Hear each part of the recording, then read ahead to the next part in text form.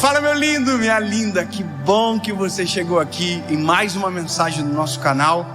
O tema de agora, dessa mensagem, vai ser transformador para você e é tão importante, veja até o final, não desperdice a sua vida, tá bom? Eu só quero te pedir um favor muito importante antes de começar. Eu quero que essa mensagem chegue ao máximo de pessoas possíveis. Então, eu quero te pedir um favor, curte o vídeo, se você ainda não curtiu, comente, compartilha, manda para todo mundo. E claro, se você não é inscrito no nosso canal, é muito importante, se inscreva, ativa o sininho, porque toda segunda-feira tem uma mensagem de Deus para você aqui no nosso canal. Vamos pro vídeo? Tiago, capítulo de número 4, versículo de número 14. Eu me lembro que eu já li em alguma das mensagens de alguma outra série esse texto, mas eu quero hoje compreender com você de uma maneira totalmente distinta o que a gente vai ler. Tiago capítulo 4, verso 14 diz uma pergunta: o que é, pois, a vossa vida, senão um vapor que aparece e logo desaparece? Ponto. É uma pergunta, é aquele tipo de pergunta que faz você perder o sono. É o tipo de pergunta que te incomoda. O que é a tua vida? Se não um vapor que aparece e desaparece. Bom, basta você observar que o vapor é algo... acabou. Sabe, é uma coisa que de repente aparece, e assim como de repente aparece, de repente também desaparece. É como se a sensação que Tiago nos passa aqui é: meu lindo, é tão rápido que não dá nem tempo de pensar. Quando você vê, já foi. Eu não sei qual é a sua idade, você que está me assistindo agora, mas eu tenho 30 anos. Parece menos. Foi. Botox. 30 anos. Caraca. Parece que foi ontem que eu tinha 19. Parece que foi ontem que eu sonhava com a minha carteira de motorista. Eu acordei dentro do Detran, 18 anos. Falei, eu vou dirigir. Eu não gosto mais de dirigir quanto eu gostava antes, porque já fazem 12 anos que eu dirijo. Você entendeu? E parece que foi ontem. Sabe, a minha mãe mandou para mim hoje, agora há pouco, o convite do meu aniversário de 4 anos. Ela mandou uma foto: venha para celebrar a festa de aniversário do Dave. Dia 9 de abril de 1990 foi o meu nascimento. O convitezinho do Tom e Jerry. Parece que foi ontem. Se você perguntar para minha mãe, faz muito tempo, ela vai dizer exatamente isso. Parece que foi ontem. A gente que tem filho, hoje a gente entende quando a nossa mãe olha para nós e diz: você é o meu bebê. Eu falo, eu não sou mais bebê, mas você é. Eu não sou, tu é. Porque há um dia atrás eu estava te pegando no colo. Então olha que interessante isso. Entender a brevidade do dia me dá noção do que eu devo fazer. Me dá noção de cada dia que se passa, se eu passo de maneira desapercebida, eu desperdiço. O que é desperdiçar? Desperdiçar é deixar passar sem o uso devido daquilo que deveria ser, sabe, olhado com mais atenção. Eu não sei se você tem essa sensação às vezes de que passa muito rápido, que um Natal de repente está chegando de novo, e que daí já é virada do ano de novo. Aí você fala, meu Deus, eu vou comer agora a ceia de Natal, oh meu Deus, parece que vai demorar tanto tempo. E quando você vê, você está preparando a ceia para o outro Natal de novo. Você entende? E na verdade isso é um resumo da nossa vida. Agora, a questão mais importante é que se a vida é esse espaço de tempo, é em Jesus o que eu tenho vivido. Sabe, quais são as minhas histórias, o que eu tenho, o que eu construí no Senhor, o que é a minha família. Sabe que posso gastar tempo com aquilo que não agrega em nada, que não constrói, perdendo tempo com raiva, com angústia, com rancor?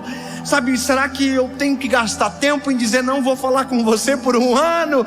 Será que desse 1 ano não vai me fazer falta daqui a pouco, porque o tempo vai passar e eu vou dizer, meu Deus, olha o quanto que eu perdi. E aí eu, com essa reflexão que é constante dentro do meu coração, porque agora eu tenho 2 filhos, eu olho para eles e parece que foi ontem que eu peguei o João no colo, pequenininho, um bebezinho na maternidade. Sabe, parece que foi ontem que eu vi o Noah nascer, e agora o Noah já anda e o João já conversa comigo, papai, eu quero ir para o colégio, papai, eu não quero ir para o colégio, e o tempo está rugindo. E aí, essa semana, enquanto eu pensava na mensagem, naquilo que o Senhor traria, eu vi uma frase, e essa frase tocou meu coração de uma maneira muito profunda. Um dos homens que eu mais admiro, um dos pregadores que eu mais admiro, se chama Billy Graham. Foi um homem que morreu aos 99 anos pregando o Evangelho. Até o último dia pregou o Evangelho. Até o último dia. 99 anos. E a frase dele era: não desperdice a sua vida, não aceite viver nada menos do que o seu propósito. E eu falei, meu Deus, porque a maior carência do nosso tempo é viver o propósito. Nós vivemos tudo, nós vivemos por propostas, nós vivemos com aquilo que dá para fazer agora, a gente faz de qualquer jeito, a gente aceita qualquer coisa muitas das vezes, e o que a gente mais esqueceu foi do nosso propósito. E aí ele está dizendo, olha, não desperdice, não aceite viver nada menos do que o seu propósito. E aí eu compreendo isso, compreendo, porque sei o quanto tempo que eu perdi para me entregar de maneira completa para aquilo que o Senhor tem para mim, ou tinha para minha história. Sabe, eu entendo, porque eu consigo olhar para a minha vida e ver um gap, aonde não havia a presença de Deus, aonde não havia uma comunhão com o Senhor de verdade, aonde a minha vida era vazia de propósito.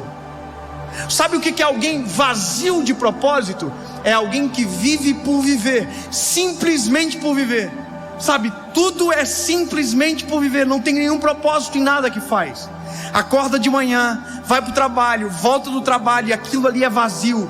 Se relaciona com alguém e o relacionamento é vazio. Tudo que faz é vazio, não tem sentido, não tem propósito, não tem uma causa.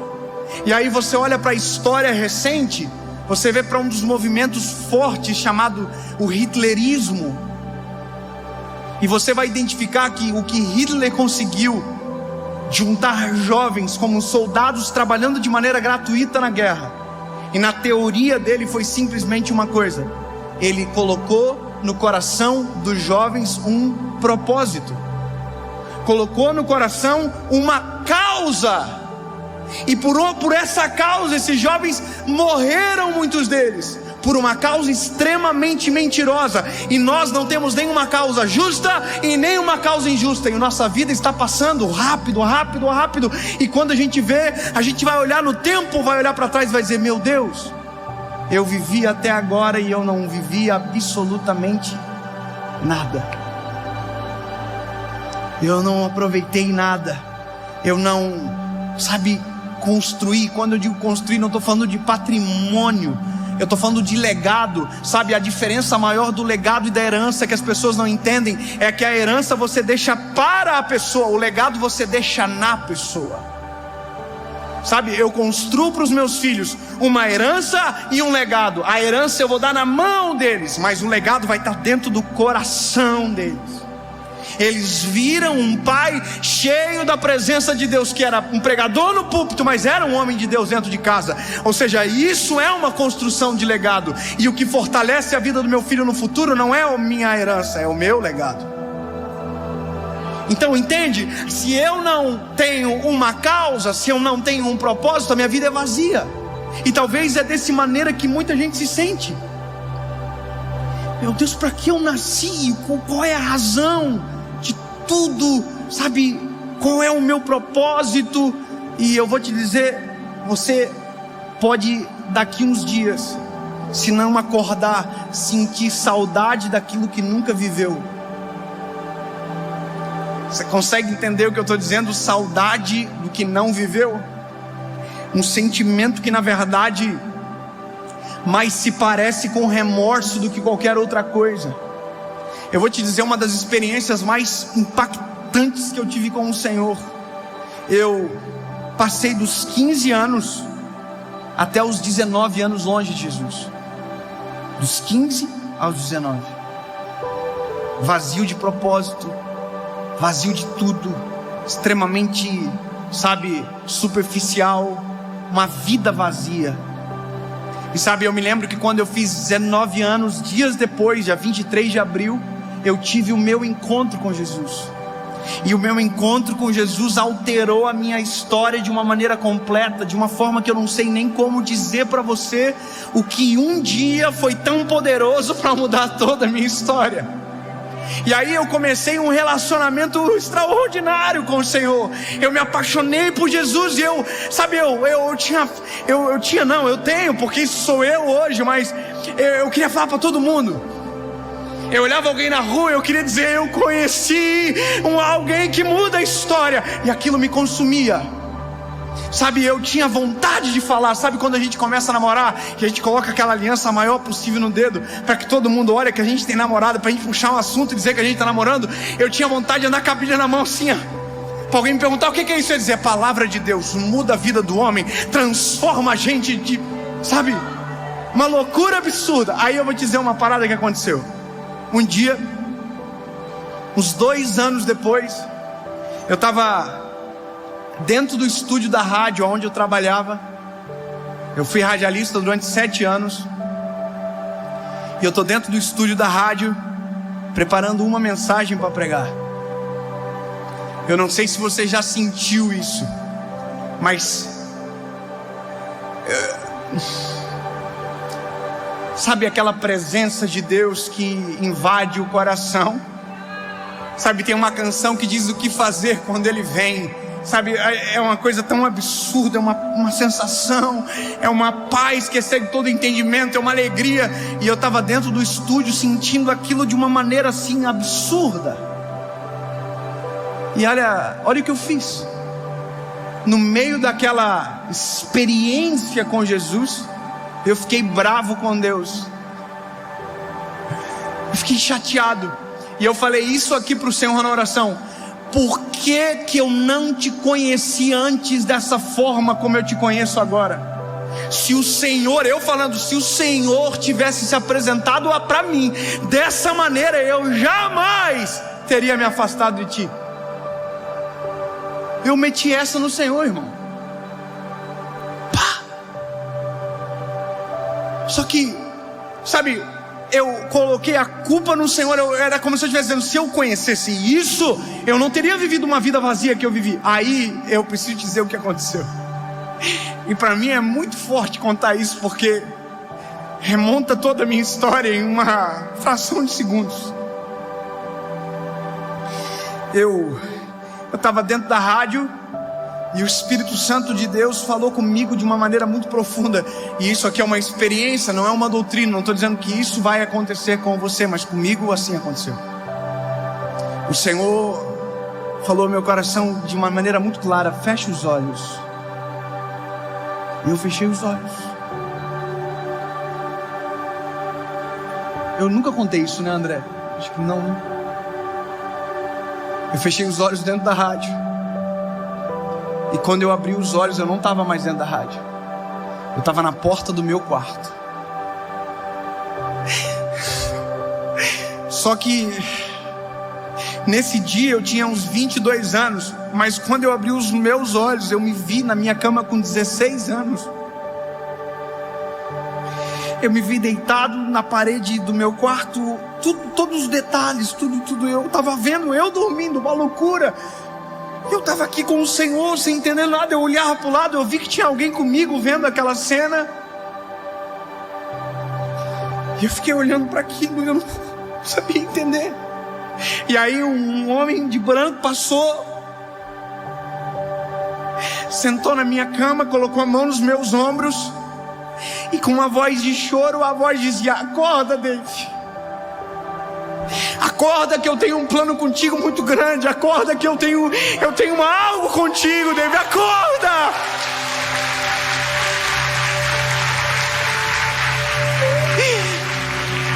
E eu estava vendo e eu queria dizer: acorda, David! Acorda, cara! Acorda logo!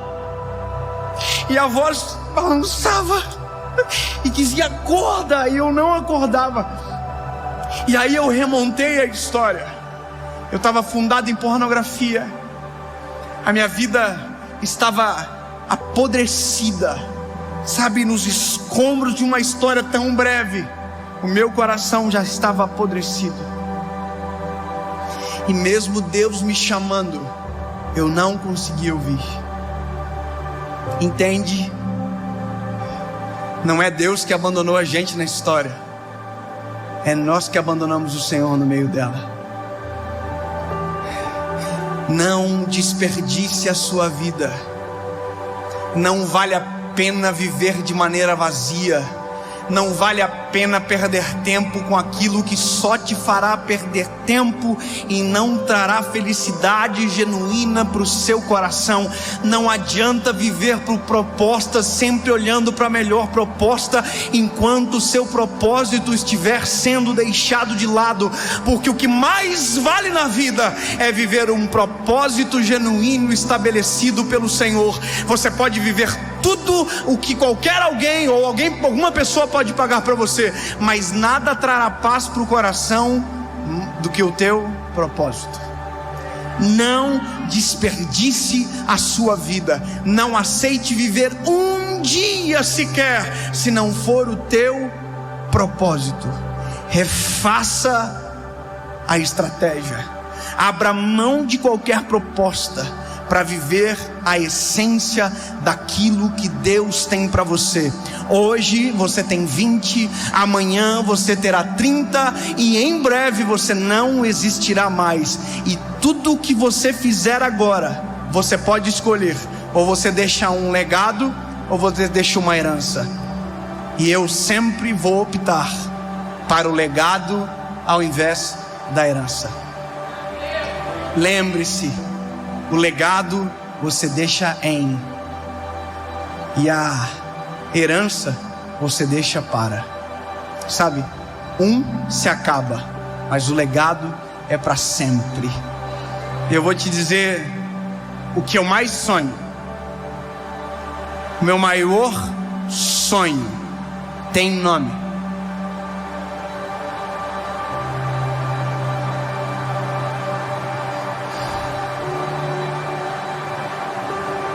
Sabe, eu quero pregar. Eu quero falar de Jesus até o meu último minuto de vida. Todas as vezes que eu olho para qualquer vídeo daquele homem, o Billy Graham, que eu já falei centenas de vezes, eu olho e digo assim: eu quero isso daqui para minha vida. Sabe por quê? Eu já perdi 5 anos, mas eu não estou disposto a perder mais nem um dia. Enquanto houver ar nos meus pulmões, haverá uma palavra de Deus para alguém através.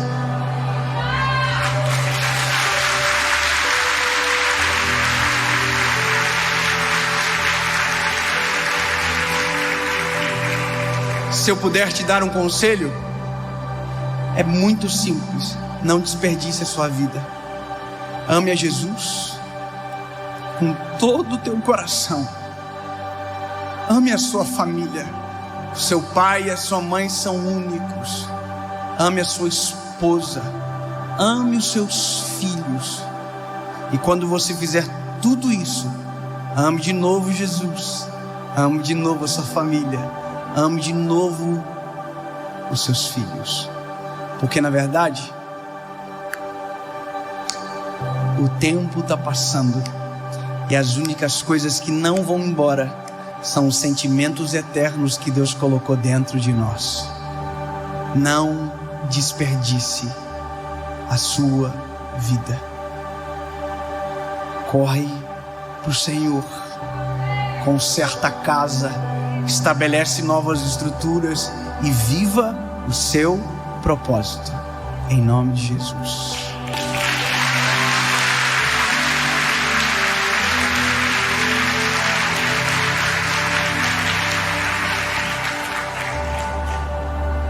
Deus, em nome de Jesus, Pai, não nos permita perder segundos, minutos, horas preciosas da nossa vida, Senhor. Nós queremos cumprir a Tua vontade, nós queremos viver o Teu propósito sobre nós, Jesus. Nós não queremos ter uma vida vazia de sentido, uma vida vazia de propósito. Senhor, nos conecta com a eternidade enquanto nós já estamos vivendo aqui. Senhor, os nossos dias estão sendo abreviados, a cada dia passa mais rápido e a cada dia parece que, não sei, não dá para explicar, mas que todos os dias sejam vividos na Tua presença e que em nome de Jesus não tenhamos vergonha dos dias que se passarem e possamos ter orgulho e sensatez para viver os dias que o Senhor tem dado para nós. Jesus, nos faz enxergar propósito, nos faz enxergar uma causa que nós viveremos e morreremos por ela. Em nome de Jesus. Amém.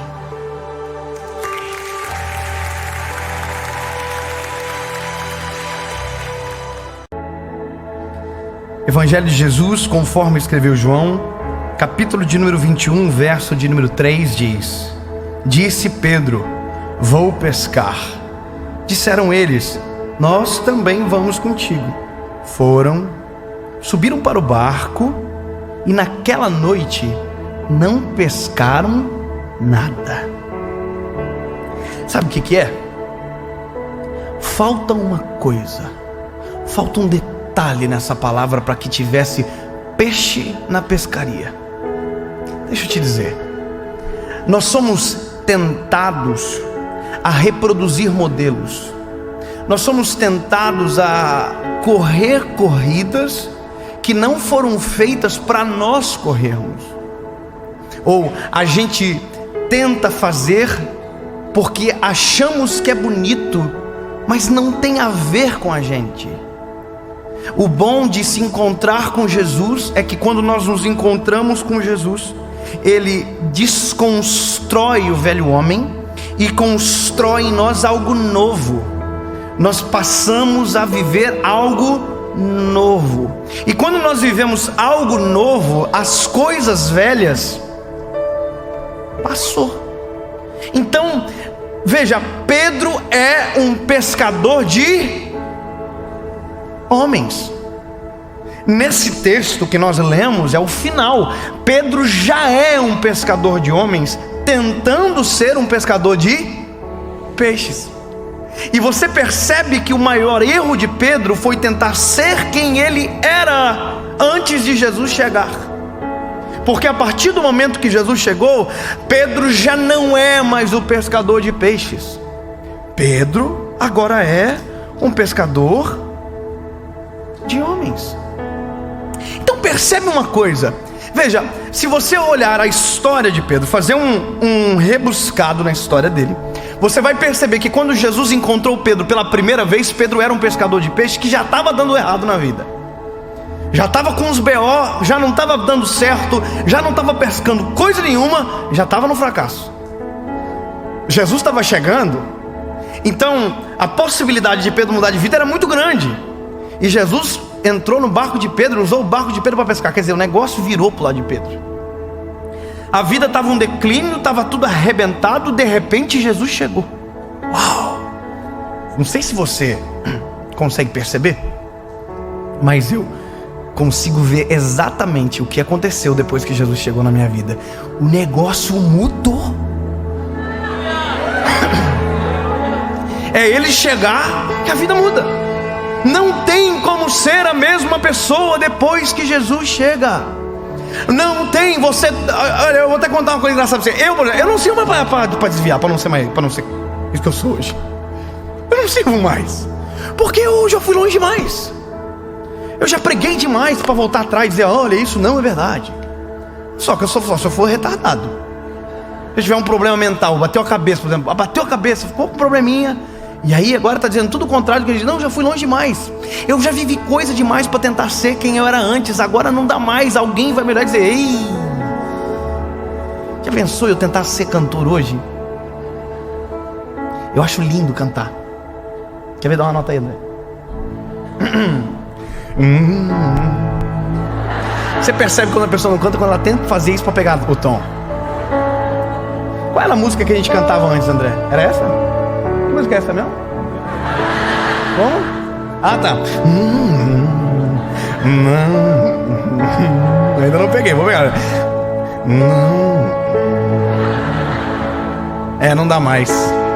Não dá nem para tentar. Você sabe como canta, Davi? Eu sei. Se eu ouvir, eu digo: eita, como canta bem, mas não sei fazer igual. Porque não é a minha corrida, não é a minha história, não foi o que Deus planejou para mim, não foi o que aconteceu depois que o Senhor Jesus entrou na minha história. Aí que tá. Pedro era um pescador de peixes. Jesus encontrou Pedro. Pedro pescou, jogou a rede pro lado direito. Lembra da história? Jesus olha para Pedro e diz: Pedro, lança a rede pro lado direito. Aí Pedro olha para Jesus: sobre a tua palavra eu lançarei a rede. Ele está dizendo: se der errado, culpa é sua. Então, só que ele joga a rede para o lado direito. E quando ele joga a rede para o lado direito, o que tem? Peixe. Pedro tinha acabado de descobrir que o segredo da vida dele não era o lado que jogava o peixe, era a palavra. A palavra muda tudo. Se a palavra tivesse dito: joga para o lado esquerdo, ia ter peixe. Se ele disse: joga para frente, ia ter peixe. Joga para trás, ia ter peixe. Joga na árvore, tem peixe. Porque mais poderoso do que cenário, circunstância, acaso é a palavra. A palavra é a coisa mais poderosa que alguém pode ter sobre a vida. Não existe nada mais poderoso do que a palavra. Você pode ter a técnica, você pode ter tudo, se não ter a palavra, não tem absolutamente nada. Não adianta. Quer ver uma coisa? Contar um segredo para vocês disso aqui, da série. Isso aqui nasceu em Joinville, no meu coração, Deus colocou. Mas como que nasceu? Nasceu eu pregando em pé e contando para as pessoas aquilo que Jesus tinha feito, certo? Por que eu prego sentado? Tem gente que pensa que eu sou anão. Aliás, eu fico gordinho. Gente, eu não sou gordinho, eu sou eu sou, não sei, agora também. Mas por que eu prego sentado? Porque a primeira vez que eu gravei a série, as pessoas estavam sentadas no chão. Se eu ficasse em pé, ia dar dor no pescoço. Isso aqui não é técnica. Isso aqui não é a receita. Por que esse microfone, pastor David? Eu não queria esse microfone, eu queria um cromadinho bonitinho que eu vi na internet. Mas no dia só tinha esses miseráveis aqui. Então eu usei ele porque só tinha ele. Eu só usei o banco que o pessoal estava no chão. Isso aqui não é o segredo. Isso aqui não é o segredo.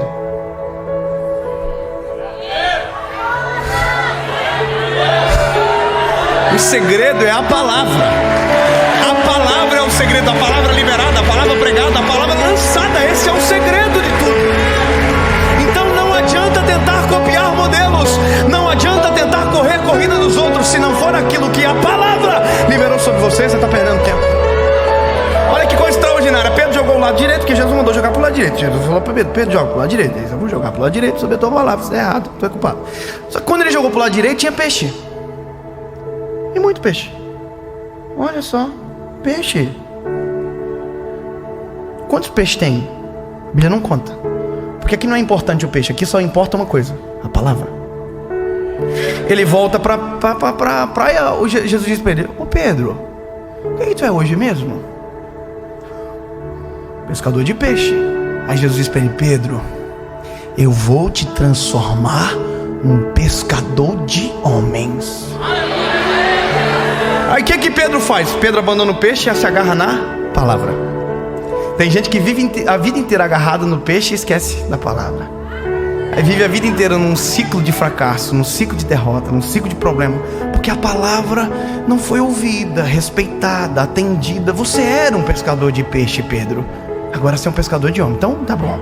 Aí beleza, aí a vida do Pedro começa. Jesus treina Pedro. Jesus tem muita paciência. Quando eu vejo Jesus cuidando de Pedro, digo, olha, por isso que Jesus cuida de mim, porque eu sou nesse nível de insuportabilidade, igual o Pedro é. Chato, teimoso, curioso, brabinho. Sou eu, sou sanguíneo, sou eu, a vida. O Pedro é eu na vida, eu sou curioso, eu gosto de ver confusão, eu gosto de ver... Se eu tô dentro do avião, tá dando treta, eu gosto de saber o que tá acontecendo. Eu fico assim, gente. Lembra quando Jesus está na ceia? Na última ceia, João tá com a cabeça no peito de Jesus. Pedro tá na frente, Jesus diz, olha, alguém vai me trair. Pedro tá na frente e diz assim, shh. João o quê? Pergunta pra ele quem é. Eu sou o Pedro na vida, eu sou assim. Só que aí, toda a vida de Pedro com Jesus é treinamento. Treinamento para quê? Para ser pescador de homens. Só que quando Jesus vai para a cruz, quando Jesus morre, ressuscita, aparece 2 vezes no intervalo da segunda para a terceira vez, Pedro toma uma decisão: eu vou voltar a ser quem eu era antes de Jesus chegar na minha vida. Essa é a pior decisão que alguém pode tomar. Tentar fazer com a sua força aquilo que quem determina é a palavra. Sabe, Pedro entra no barco, o problema é o seguinte: Pedro entra no barco, todo mundo entra com ele, né? Ou seja, quando a gente tenta ser quem a gente era antes, quem conheceu a gente antes, às vezes tenta experimentar do fracasso novamente. Que loucura, né? Pedro tem que comprar barco novo, rede nova, porque não tem, tudo ficou na beira da praia, apodreceu. Pedro tem que investir no velho homem. Já pensou tu investir naquilo que já deu errado? Pois eu conheço milhões de pessoas que investem naquilo que deu errado. 1, 2, 3, repete. Parece que vive num replay de fracasso. Fracassou, volta. Fracassou, volta. Não, pode ter tudo, mas se faltar uma coisa não adianta. Pedro tem barco, tem rede, tem mar e tem um lado direito para jogar. Já parou para pensar que Pedro passou a noite inteira pescando, né? A Bíblia diz: Pedro passou a noite inteira pescando, chegou na praia, não tinha nada. Já parou para pensar que quando Pedro está no meio do mar, Pedro jogou a rede para o lado direito algumas vezes? Imagina Pedro assim: olha, gente, vou fazer uma coisa nova aqui, hein? Ó, vou jogar para o lado direito. Deu certo de novo, não?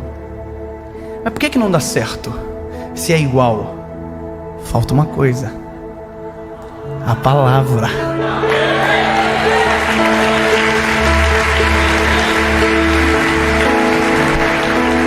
Aí, eu sou apaixonado por isso aqui, mano. Por isso que eu fico quase doido quando eu prego. Porque, olha que coisa maravilhosa. Jesus vai na praia. Jesus está na praia esperando eles estão chegando. A mesma cena que aconteceu. Jesus vai dizer: e aí, gente, vocês têm alguma coisa para comer? Não. Então volta e joga a rede para o lado direito. Mas é no mesmo lugar que deu errado a noite inteira. É no mesmo errado que fracassou, no mesmo lugar que fracassou a noite inteira. É o mesmo lugar onde o fracasso é a realidade. Pois é, mas se for pela palavra é possível dar certo. Aonde tudo já deu errado, é possível viver novidade de vida no meio do caos, hein? Aí Isaías lembra: construirei um caminho no deserto, porém rio nos ermos, eis que faço uma coisa nova. É o poder da palavra fazer dar certo no lugar onde tudo deu errado. Só que no caso de Pedro, não é para que ele permaneça naquele lugar, é para que ele volte para o lugar de onde não deveria ter saído. Pedro, imagina Pedro assim voltando a pescar: tomara que não tenha peixe, tomara que não tenha peixe. Se tiver peixe eu sei quem é, se tiver, meu Deus, nós vamos sofrer. Pedro tossiu na hora, disse: olha, vai dar um problema gigantesco, porque nós vamos poder jogar aqui. Eu vou jogar a rede para lá direito. Tomara que não tenha peixe, tomara que não tenha peixe. A palavra. Se tem palavra, tem peixe. Se tem palavra, dá certo. Aí Pedro, aí João olha para Pedro e diz: Pedro, tu tá lá, João é o mais dramático, sai vindo lá. Aí Pedro diz: eu sei, se joga na água, porque também é muito dramático. E volta para a praia. Só que quando ele volta para a praia, a Bíblia vai dizer que Jesus tem com ele pão, brasa e peixe. Jesus nunca precisou do peixe que você foi pescar. Jesus nunca precisou do peixe que você foi buscar no meio do mar, porque tudo que você precisa já tem com a palavra, já tem nele. Você não precisa ir atrás de pão, ele é o pão da vida. Você não precisa ir atrás da alegria, tem vinho com ele, tem brasa para aquecer, tem peixe para alimentar. Está com sede, ele é a água da vida, ele é autossuficiente. Depois de você descobrir a palavra, você não precisa nada além da palavra. Essa é a maior loucura de viver com ele, porque tudo que você precisa é a palavra e tem nele. Imagina, Pedro voltou com a rede cheia de peixe e tem peixe. Mas por que eu voltei para pegar peixe se o Senhor tem peixe?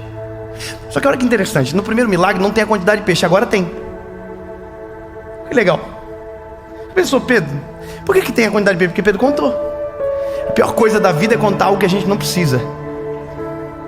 Já imaginou a raiva de Pedro contando peixe? Imagina Pedro assim, 1, 2, 3, 4. E parece que, não está na Bíblia, mas parece que eu vejo Jesus assim, conta. Conta. Imagina Pedro assim, sem motivo para nunca mais voltar atrás, 101 motivo para nunca mais abandonar a palavra, 103 motivos para nunca mais voltar a ser quem eu era antes. Ei, 153 motivos para saber e lembrar que o que vale na vida é a palavra. Não é a técnica, não é a forma, não é a receita, até porque ela não existe. Ponto. Agora acaba tudo. Que negócio? É a palavra, né? A palavra é o seguinte: pescador de homens. Jesus pergunta para Pedro: tu me amas, Pedro? Oh, eu te amo, Jesus. Então apacenta as minhas ovelhas. Cumpre a minha palavra. Vive a minha palavra. Sabe o que eu termino? É que Pedro apanhou da vida, mas aprendeu com ela. Levou-lhe um couro, mas aprendeu. Jesus foi embora, disse: olha, eu vou deixar o Consolador com vocês. Vou enviar o Consolador. Ele estará com vocês todos os dias. E ele vos fará lembrar do que eu fiz. Beleza? Aí estão tudo em Atos dos Apóstolos, capítulo número 2. A Bíblia diz: e cumprindo-se o dia de Pentecostes, estavam todos reunidos no mesmo lugar, quando de repente ouviu um som impetuoso que encheu a casa onde eles estavam assentados, e todos foram cheios do Espírito Santo. Aí Pedro, o pescador de homens, a porta do templo abre, Pedro chama a responsabilidade e diz: não é a técnica, é a palavra. Deixa para mim, eu vou fazer. Esse povo não está embriagado não, gente. Esse povo está cheio do Espírito Santo. Pedro prega a palavra, vive a palavra, e no final faz um apelo. E a Bíblia diz que Pedro teve 3.000 motivos para nunca mais voltar atrás.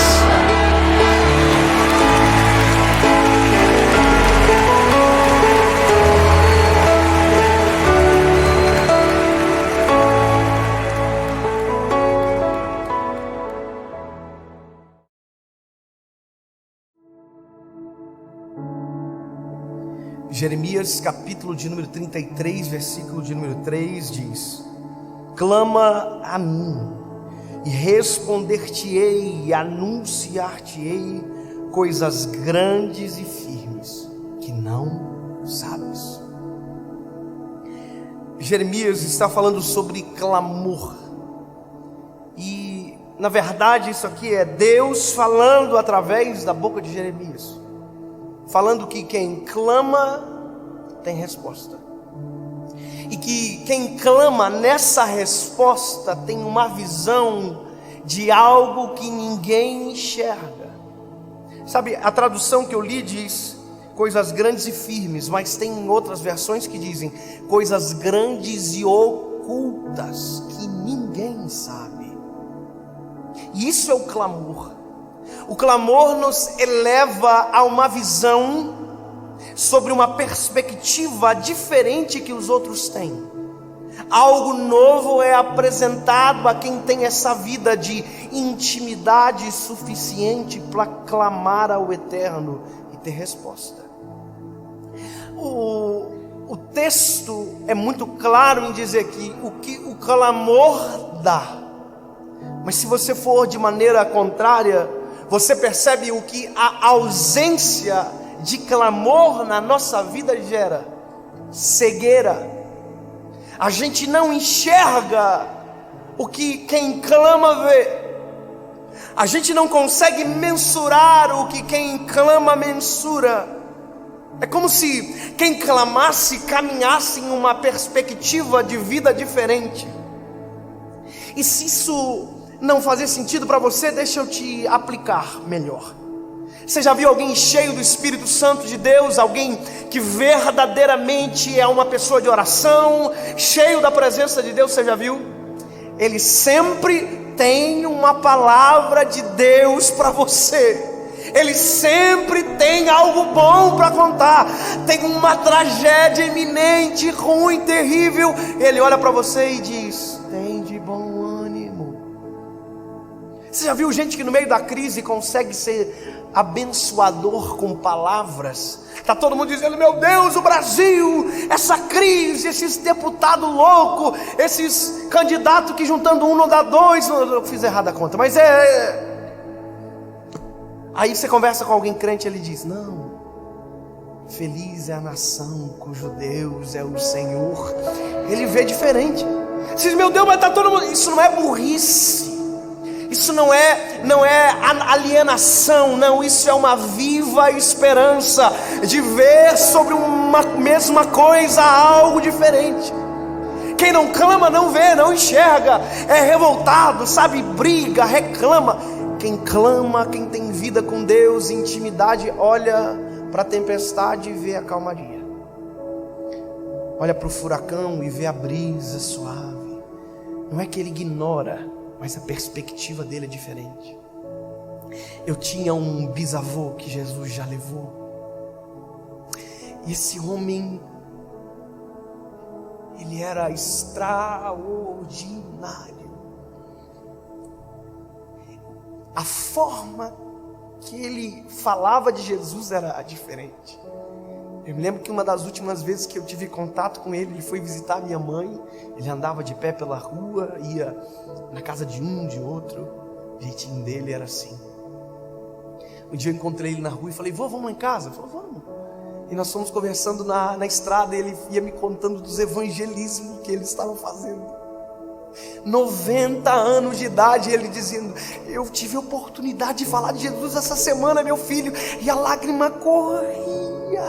Eu dizia: meu Deus, como eu preciso ser crente igual esse homem. E a das últimas cenas que para mim foi marcante, ele estava com um câncer no estômago, já num leito de enfermidade.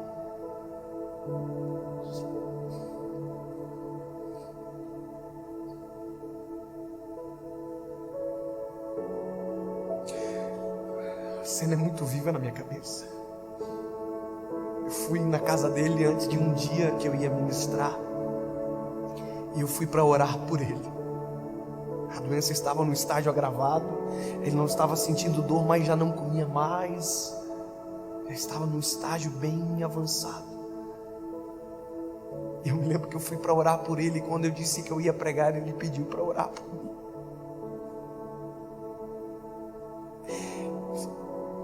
Ele já não falava mais tão bem, mas a atitude dele era gritante.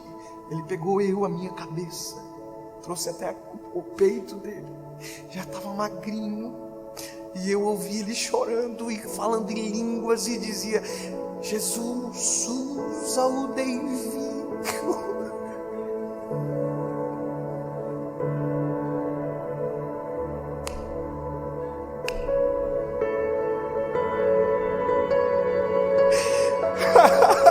Ele dizia: usa ele. E eu dentro do meu coração: mas fui eu que vim para orar por ele. Usa o David. E ele chorava e falava falava em línguas. Deixa eu te dizer uma coisa: quem clama vive uma perspectiva com Deus diferente. Quem tem vida com Deus é diferente. Ele estava no leito de enfermidade, mas tinha vida para dar. No dia da minha lua de mel,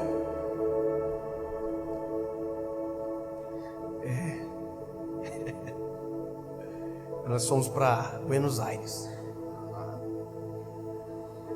Obrigado por valorizar a minha viagem. 5 dias de muita economia. Mas a gente tinha muita novidade, né?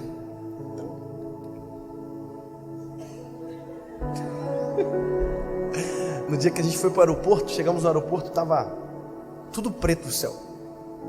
Eu pensei que o avião não ia decolar aquele dia, justamente na minha lua de mel. Pensei, mas pobre é muito do azarado. Aí eu tô lá para pegar o voo. Pensei, não vai dar para voar, não vai dar para voar. Entramos no avião e o avião decolou.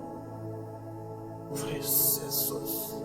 No meio da tempestade, o avião subiu, passou a tempestade e um céu azul se abriu, um sol lindo abriu. Irmão, no dia eu não vi nada, porque eu estava emocionado com muitas outras coisas. Mas a minha Cybershot,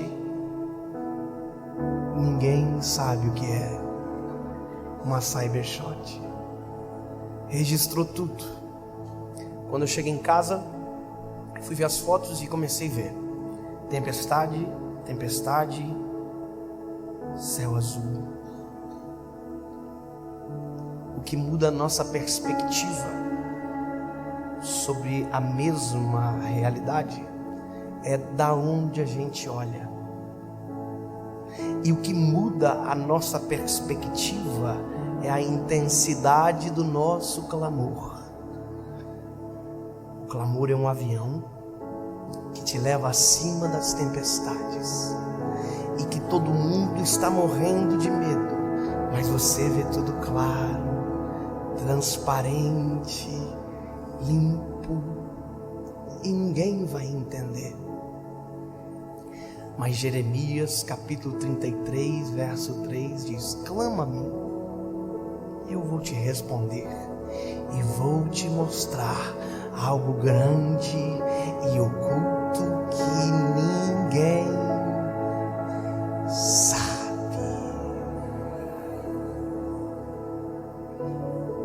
A tempestade naquele dia ainda estava abaixo, mas como eu estava voando alto, nem turbulência a gente sentiu.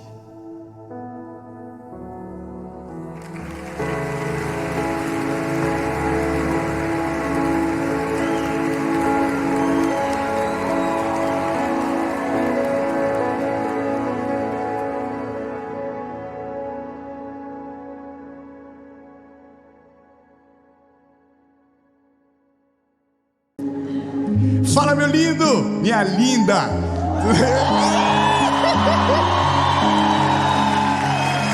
Que isso, hein?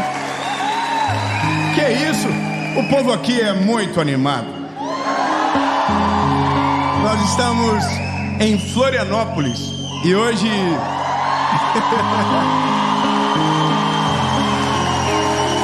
tem que respeitar. Hoje nós vamos gravar a série Vida. E a partir de hoje, aqui no nosso canal do YouTube, começa uma nova série. Uma série que eu tenho certeza absoluta que o Senhor Jesus vai ministrar ao seu coração, e coisas novas irão surgir, coisas ainda maiores irão acontecer. E se você ainda não teve uma experiência com Deus de verdade, que essa série sirva de base para promover essa experiência e uma jornada com Jesus extraordinária começar. Eu só quero te pedir um favor antes de começar a mensagem.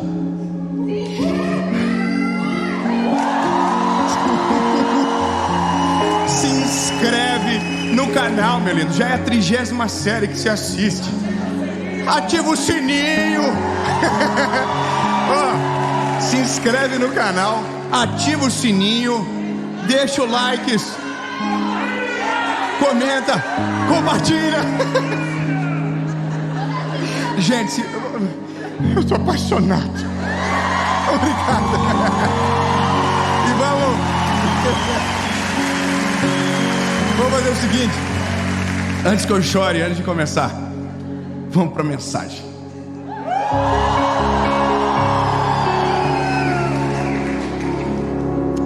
Hoje nós temos um assunto que é o tema dessa mensagem.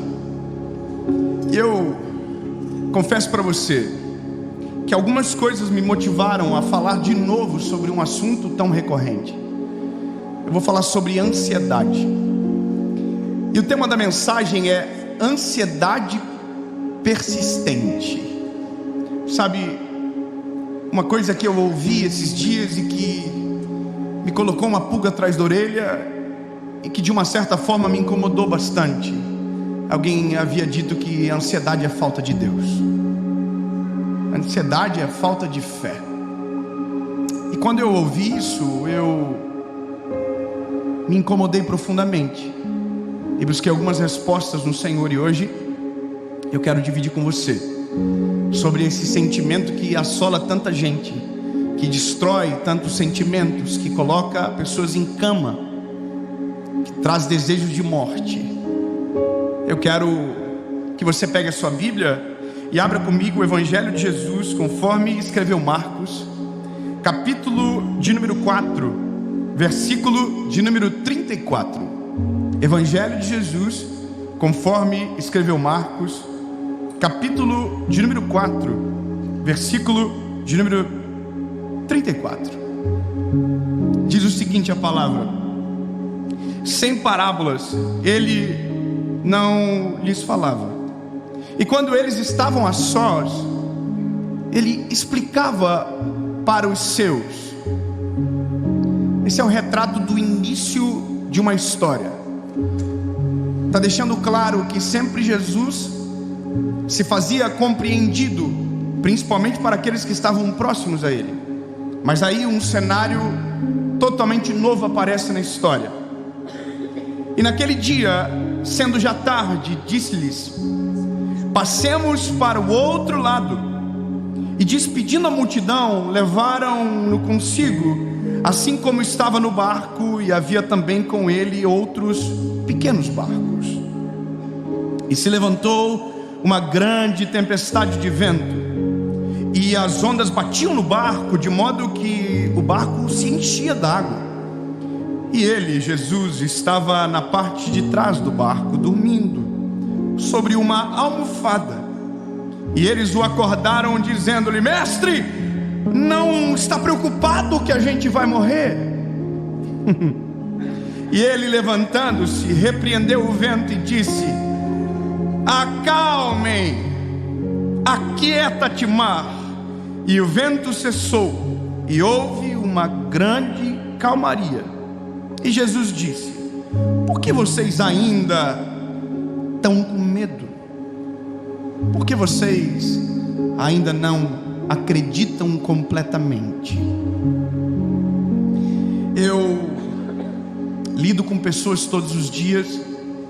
Eu confesso que eu nunca imaginei a proporção das coisas que Deus faria através daquilo que nós estamos fazendo agora, que é pregando o Evangelho de uma maneira simples para todos.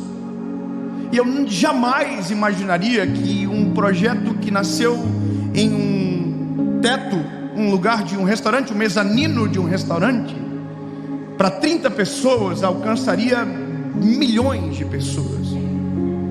E à medida que o tempo passa, algumas coisas ficam ainda mais latentes para nós que estamos nessa ponta pregando.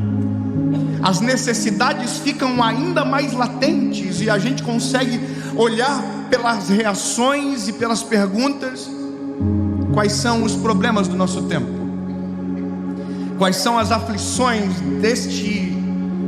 deste momento da vida da gente.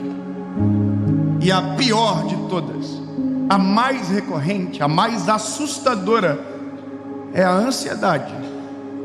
Algumas pessoas nós tratamos através das mensagens, mas outras a gente conversa. E quando eu digo tratar, não estou falando da figura médica, estou falando da figura de conselho, de conforto em algum momento, através da palavra.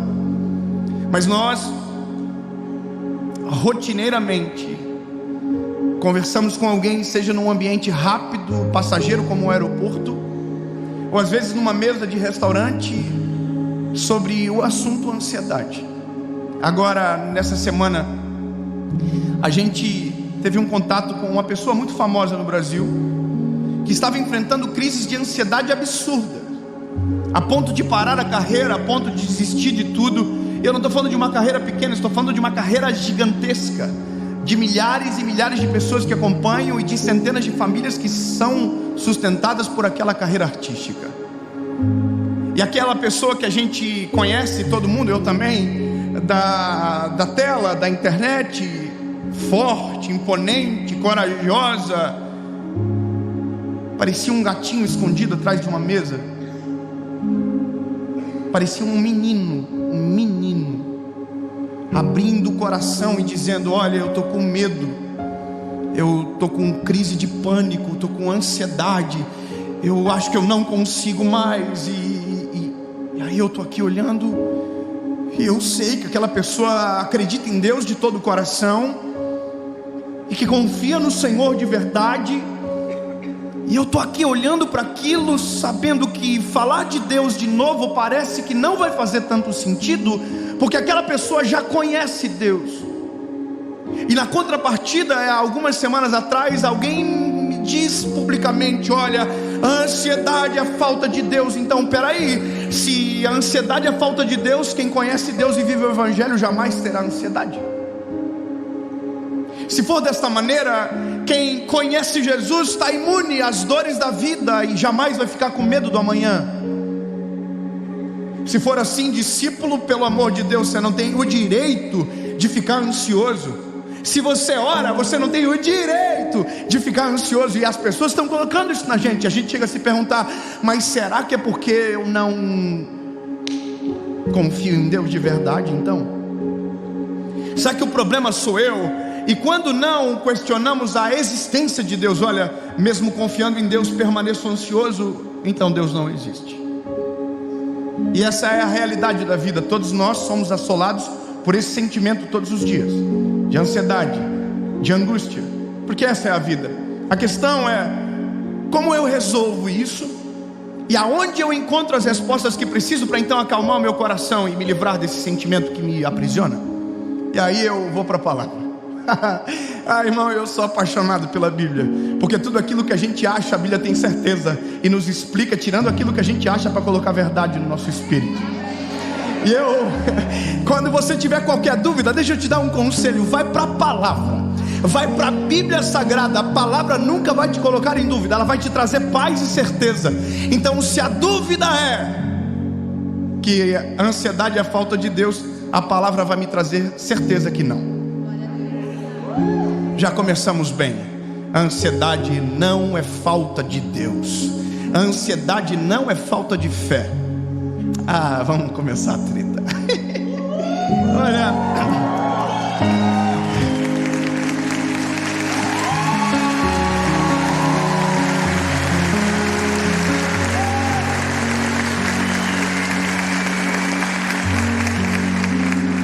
é tanta cobrança que colocar mais uma é difícil.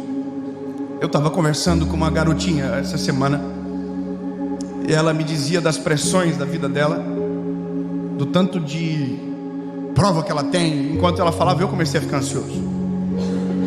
Eu desisti do colégio no lugar dela. E eu perguntei para ela: na sua sala muita gente toma medicamento? E ela começou a falar a lista que todo mundo que está na sala dela toma. São todos adolescentes. E eu falei assim: o sangue de Jesus tem poder. Essa é a realidade. Doenças que na nossa geração parecia que não eram reais, quando pelo menos eu era adolescente, hoje são reais. Remédios que nem sequer eu sabia o nome, hoje todo adolescente sabe e toma. Então o problema está começando na base, está chegando na nossa fase e parece que tudo vai de mal a pior. E aqui eu vou para a palavra. A palavra começa com Jesus dando uma ordem para os seus discípulos e todos aqueles que estavam juntos. Vamos para o outro lado. A ordem é simples, e a ordem vem de Jesus. Jesus está dizendo: entrem no barco, comecem a remar, que nós vamos para o outro lado. E assim acontece. Eles entram no barco e o caminho em direção ao destino que Jesus havia passado começa. E Jesus é maravilhoso, ele não está muito preocupado com o que vão dizer, porque enquanto todo mundo remava, Jesus está dormindo. Eu sei que a gente às vezes passa batido nesses exemplos, mas ele era o chefe, irmão. É claro que ele já havia servido muito, e naquele dia não foi diferente. Mas no momento ele está dormindo, e a Bíblia diz que ele está em cima de uma almofada, porque ele não é bobo nem nada. Eu acho fantástico esses detalhes. Ele não só está dormindo, como ele está numa almofada, porque ninguém merece dormir num pau, uma tábua. Não é verdade, irmão? Jesus é inteligente, botou aqui, deu uma coisa arrumadinha, top, e mimiu. Só que olha o detalhe, mais um interessante. Jesus dormiu aonde o barco é controlado, na parte de trás, aonde fica o leme. Jesus dorme ali, uma sonequinha bem top. E aí a Bíblia diz que uma tempestade começa. E a tempestade é assustadora. A Bíblia diz que o vento é forte, as ondas batem, e agora o barco começa a encher-se d'água. A pergunta é: e Jesus? Dormindo na almofadinha dele. A tempestade não acordou Jesus. A tempestade não tirou o sono dele. Eu queria ter o sono de Jesus às vezes, para poder dormir uma noite inteira sem acordar com a serena. É um desabafo. Mas, brincadeiras à parte, Jesus segue dormindo, e ele está no barco no meio daquela tempestade, e os discípulos começam a ficar desesperados, pensando que o fato de Jesus dormir significa que ele não está preocupado com a morte iminente deles. Então olha que loucura, Jesus está no barco, e a preocupação dos discípulos é: a gente vai morrer, e ele vai seguir dormindo. Eu não sei o que passou na cabeça deles, mas a preocupação deles é: ô Jesus, hello, ei, o senhor não está preocupado que nós vamos morrer, porque nós estamos para morrer, e vai ser daqui a pouco. Nós, se nós não morrer dentro, nós vamos se jogar para morrer fora. Jesus, só um detalhe, veja que interessante. Eu não estou falando de gente que não conhece a Jesus. Eu não estou falando de gente que não andou com Ele, ou que não o ama, ou que não o conhece. Eu estou falando de gente que dorme e acorda com Jesus todos os dias. Agora entenda quão poderosa é a circunstância difícil para nos amedrontar e confundir os nossos sentimentos. Entende que, puxa, esse homem transforma água em vinho, esse homem multiplica pão e peixe, esse homem cura cegos, leprosos, paralíticos, e a minha preocupação é que eu, que sou do time, vou morrer afogado e ele vai ficar dormindo. Entende que o sentimento não tem lógica? Sim ou não? O sentimento é absurdo e ele não tem lógica. Então eu começo a entender que a ansiedade, esse sentimento realmente, ele não tem lógica, e ele não confia em Deus. Se a ansiedade fosse uma pessoa, essa sim eu poderia dizer que não tem Deus em momento nenhum, porque ela não confia em nada, ela tira todas as nossas certezas, ela rouba o nosso chão, ela tira as nossas esperanças. Agora, o ansioso, não. O ansioso, ele tem Deus. O ansioso, ele confia no Senhor. Eu sei que às vezes tem uns que não, mas entende, o que eu estou falando é um panótipo geral. Ele conhece ao Senhor, ele já viu Deus fazer coisas extraordinárias. O problema é que quando o sentimento se torna maior do que o indivíduo, quando o sentimento se torna maior do que nós, quando as emoções nos governam e nós deixamos de governar as emoções, aí sim deixamos de confiar em Deus de maneira completa, aí sim deixamos de ter fé em Deus de maneira completa. Mas entenda que não é a falta de fé que traz ansiedade, é a ansiedade que traz falta de fé. Eu quero...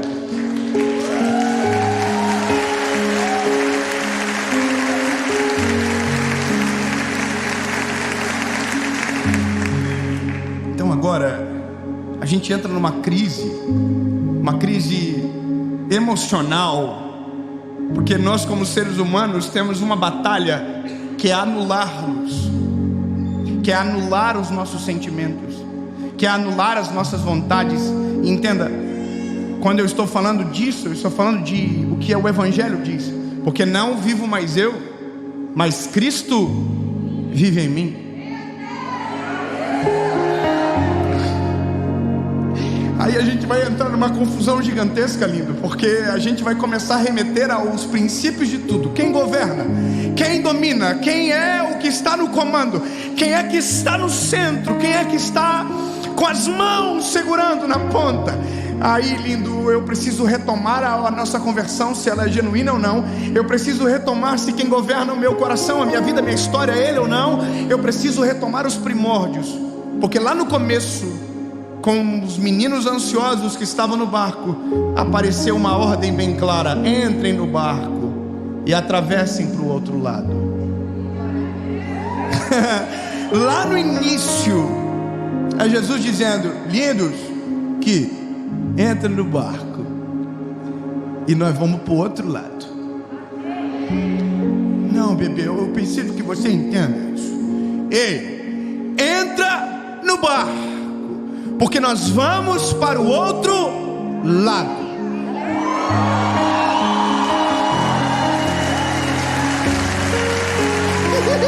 Não. Vamos agarrar aqui, ó. Entra no barco. Pô, é que quando eu fiquei aqui travado, eu falei assim: o quê? Como assim? É isso aqui, ó. Entra no barco, que nós vamos para o outro lado. Irmão, sabe por que eu estou dizendo isso? Porque podia dar um tsunami na terra, podia dar um furacão, podia cair 19 raios no mesmo barco. Não importa. Ele falou lá: nós vamos.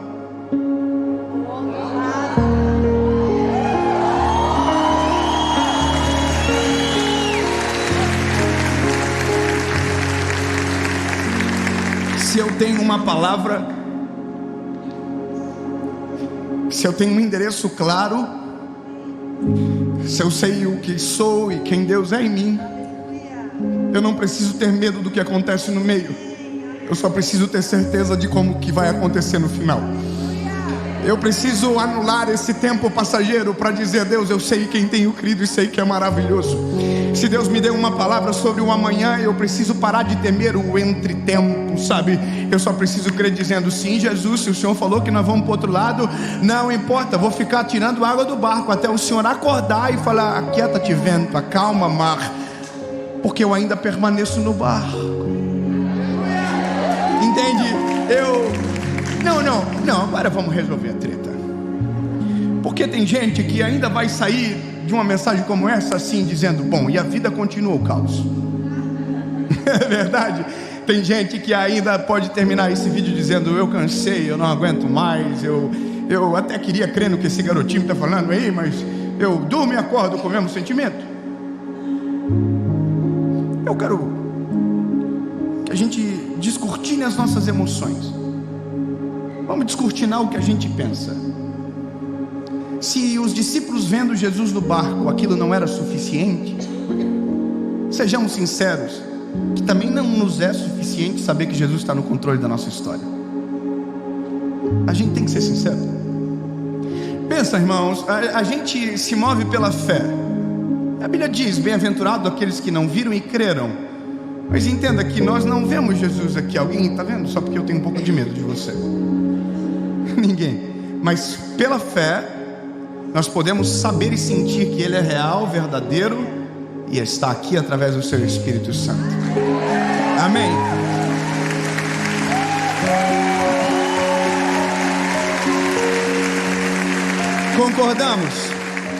Concordamos? Ah, que bom. Concordamos então. Então vocês estão reconhecendo que mesmo sabendo e tendo certeza que Ele está no barco, isso não é suficiente. Vocês são ruins mesmos. Nós somos. Eu também sou assim. E eu tive já centenas de provas contra mim, dizendo que é isso que eu sou. Eu prego o evangelho, eu falo de Jesus bonitinho para todo mundo, mas tem dia que eu estou assim: será que o Senhor está me ouvindo mesmo? Será que o Senhor está se importando com aquilo que eu estou passando? Será que o Senhor sabe das responsabilidades que eu tenho? E eu sei que Ele está no controle, porque eu já vi a prova desse controle centenas de vezes, mas sempre tem um amanhã que vai precisar que eu saiba de novo. Então sejamos sinceros, saber que Ele está no barco não é suficiente. Eu sei que a nossa humanidade é difícil, mas entenda que tem uma coisa que acalma mais os discípulos do que a própria tempestade acabando: é quando Jesus acorda.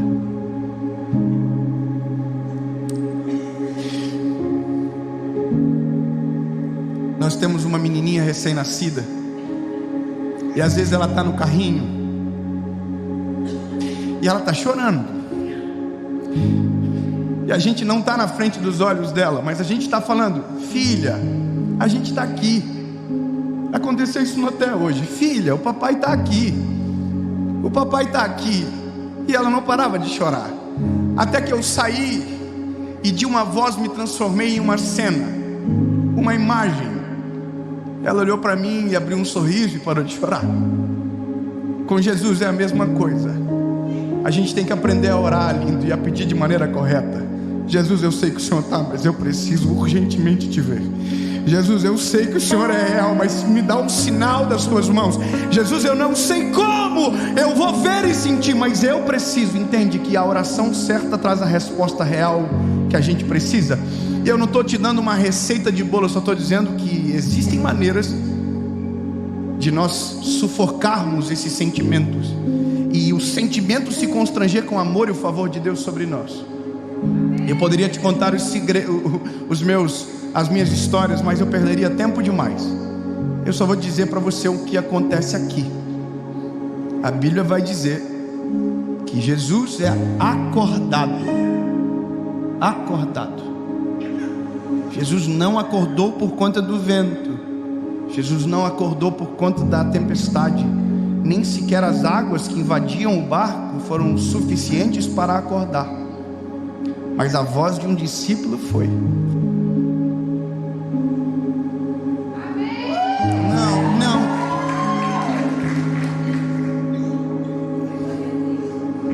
Ah, lindo, se você soubesse que a tua voz é muito mais alta do que a tempestade que você vive, se você entendesse que para o Senhor é muito mais comovente a tua voz do que a tua dor, entende? É muito mais importante o que você diz do que o que você sente. Como assim, David? Eu só estou te dizendo que você tem que orar mais, lindo. Você tem que dobrar mais os teus joelhos, você tem que falar mais para o Senhor o que você sente. Para de esconder no teu espírito a dor, para de esconder como se não tivesse nada acontecendo. Não, grita, Senhor, é o seguinte, eu até acredito que o Senhor está no controle, mas pelo amor, aparece, faz alguma coisa.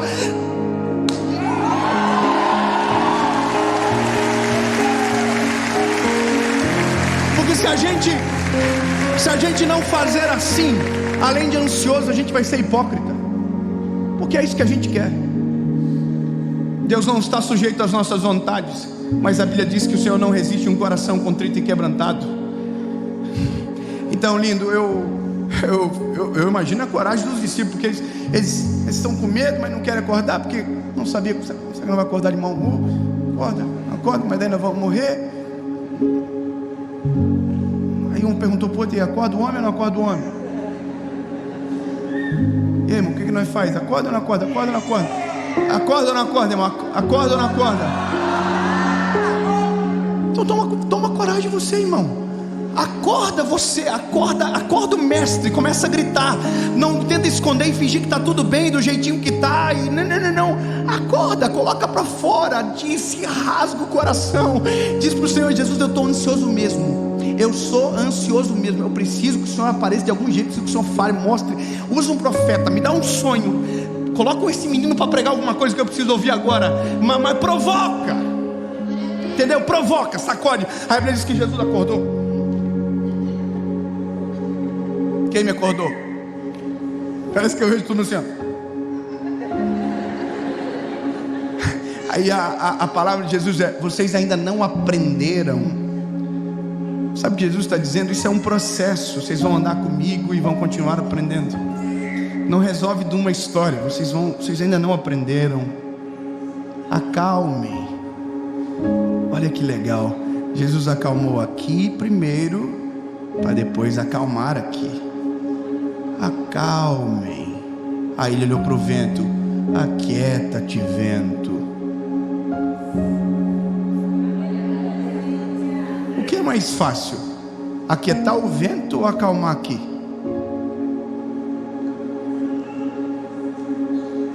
Seja sincero, lindo. É mais fácil de Jesus parar a terra do que acalmar a tempestade que acontece dentro do nosso coração muitas das vezes.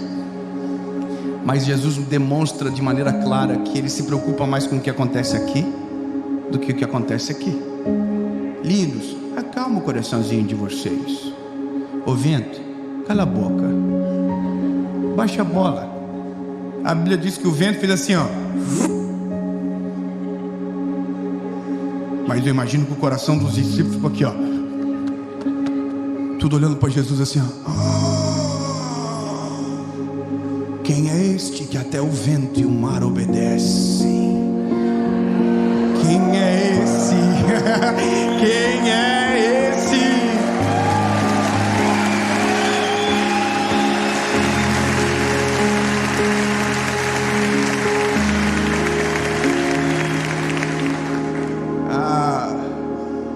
Eu confesso para você que terminei de ler esse texto feliz. Quando li e reli, entendendo nessa perspectiva, eu terminei feliz. Terminei assim dizendo: ufa, Jesus, então segue o jogo. Glória a Deus. Pode acordar, Pedrinho, amanhã tem campeonato. Eu entendi, está tudo dominado. Nossa humanidade vai sendo aplacada a cada dia. Quanto mais nós conhecemos a Jesus, menos medo nós temos. Quanto mais nós oramos, mais experiências com Jesus nós nutrimos dentro do nosso coração. Não acontece de um dia para a noite, isso acontece no caminho, acontece caminhando com Jesus. Então, basicamente hoje eu sou ansioso, amanhã vou ser um pouco menos, depois de amanhã menos ainda, e depois de amanhã muito menos do que ontem. Mês que vem quase nada, até uma hora que eu pegue a almofada, deite no lado de Jesus e deixe o pau torar para dentro do barco. Até que chegue uma hora que eu confie 100% e deixe a onda bater.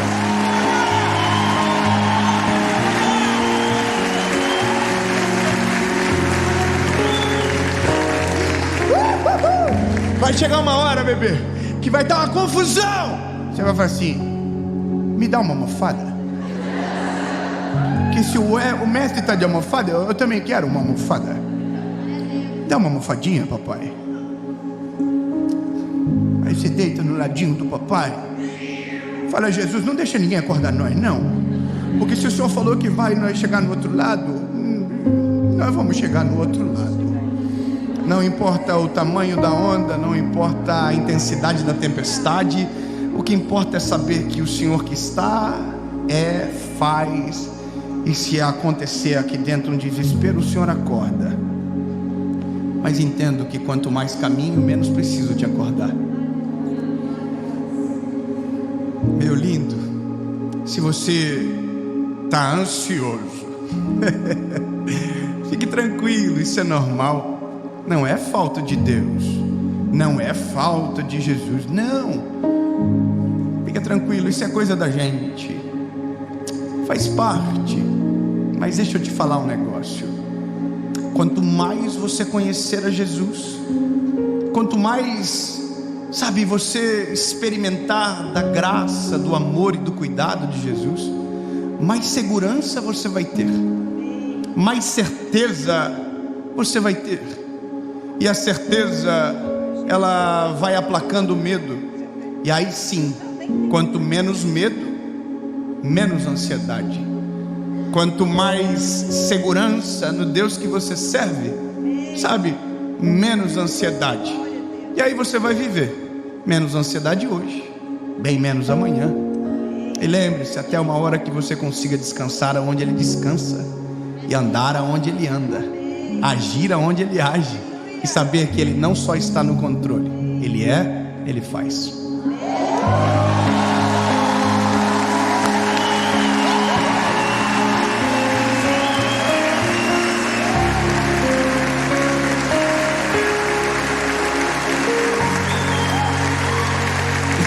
Vou te contar, eu estava tão ansioso para essa série. Eu não tinha visto isso aqui pronto. Eu não vi pronto o background, eu não vi. Tá bonito, né, André? É legal. E é isso.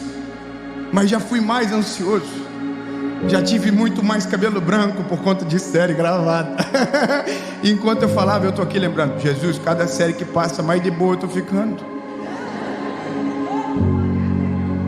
Menos amanhã, menos depois de amanhã. Jesus, nós oramos, Senhor, para que esses sentimentos a cada dia sejam aplacados no nosso espírito, para que a cada dia nós possamos Te conhecer melhor, Te conhecer mais, amar o Senhor mais, sabendo que algumas coisas são naturais, algumas podem ser tiradas de vez. Mas Jesus, o segredo é o Senhor.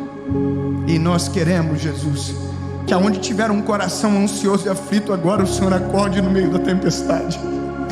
Aonde estiver alguém agora, Senhor Jesus, passando por dias de angústia, que o Senhor acorde no meio dessa tempestade, que o Senhor mova o vento, que o Senhor acalme o mar e a tempestade, que o Senhor apareça de alguma forma, porque na verdade, Jesus, nós sabemos que o Senhor está, mas a gente quer ver. A gente é assim, Jesus, eu sei, mas a partir do momento que o Senhor vai aparecendo mais, a gente vai ficando mais de boa, até o momento que a gente vai deitar no teu lado e vir curtir a viagem. Em nome de Jesus, amém.